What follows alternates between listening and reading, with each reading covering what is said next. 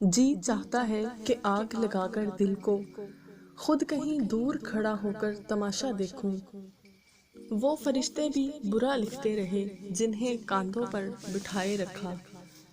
लिखा था यार किस्मत में कहीं ये सानिहा होना, तेरा मुझसे जुदा होना, मेरा तुझसे जुदा होना। हमारा काम तो बस ये रह गया है कि एक दूसरे से अपना सच और सच्चाइयाँ मनवाते रहें। अब संवरते रहो बला से मेरी, दिल ने सरकार खुदकुशी कर ली है।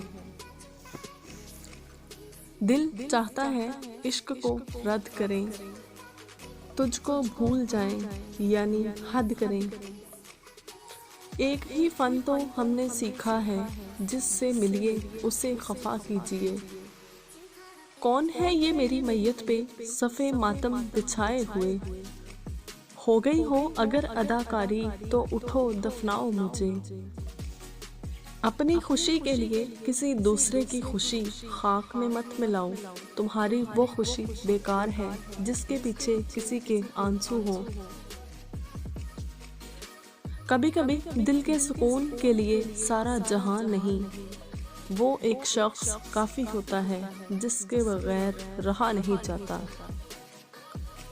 इंसान अच्छे लोग ढूंढने की कोशिश करता है, लेकिन खुद अच्छा बनने की कोशिश नहीं करता।